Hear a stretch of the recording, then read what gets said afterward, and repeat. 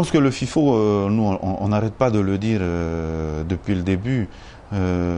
Ça apporte, comment dirais-je, déjà un regard sur l'Océanie, un regard un peu particulier, à un moment donné particulier de l'année. C'est devenu un rendez-vous récurrent. Ça a pris une ampleur que l'on ne soupçonnait pas au début. Et puis pour moi, c'est vrai, c'est un lieu d'échange et de rencontre extraordinaire. Une partie du charme de ce festival, c'est aussi les cocktails dînatoires où des discussions informelles peuvent déboucher sur des projets qu'on ne soupçonne même pas. On va parler un peu de la série La Baie des Flamboyants.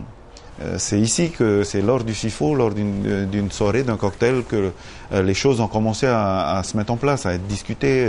Voilà. Donc, même nous, sur les tables rondes pour les prochains festivals, souvent c'est en discutant avec des gens lors des cocktails que l'on arrive à décanter certaines choses, à avoir des sujets. On a des sponsors qui nous disent lors des cocktails, nous on aimerait bien participer aussi au FIFO. Voilà, donc c'est la partie un peu informelle, mais qui est très importante, parce que des décisions importantes sont parfois prises là. L'objectif est d'intéresser nos jeunes à leur environnement. On le dit souvent, on connaît plus au travers des télévisions que l'on reçoit, des images que l'on reçoit de partout dans le monde. On connaît plus ce qui se passe ailleurs que dans notre propre région. C'est pour ça que nous, on veut sensibiliser les jeunes à cet environnement proche qui est donc la Polynésie, le Pacifique. Il faut que l'on prenne conscience de la chance que l'on a. On est à la fois polynésien, océanien, français et européen. Donc ça nous donne une dimension que peu de gens dans le monde ont. Ce sont des choses qui ne doivent pas rentrer en conflit, ce sont des dimensions qui ne doivent pas rentrer en conflit, mais qu'il faut gérer. Et je pense que le FIFO permet de donner une vision un peu plus large du milieu dans lequel on vit. Je ne regrette pas d'être venu parce que j'ai vu des documentaires absolument magnifiques.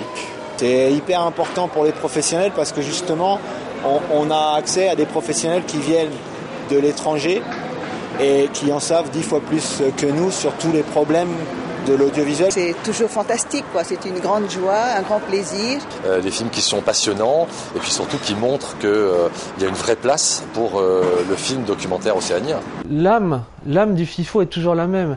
Et je crois que les réalisateurs, les membres du jury qui reviennent ou qui découvrent ce FIFO, à chaque fois ils nous le disent.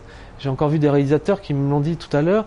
C'est-à-dire que on est accueillis, on a des fleurs à l'arrivée de l'avion. C'est le seul festival. On travaille pas comme des fous. On n'est quand même pas dans les salles de projection pendant 12 heures d'affilée comme dans certains festivals. Et je crois que cette âme du FIFO, on a réussi à la conserver malgré l'évolution d'organisation de plus en plus importante, le nombre de films de plus en plus important, et cette âme, on a réussi à la garder. Et puis cette amitié, cet esprit d'équipe, on a réussi aussi à l'animer, à l'entretenir, et c'est ce qui fait, je pense, un des succès du FIFO.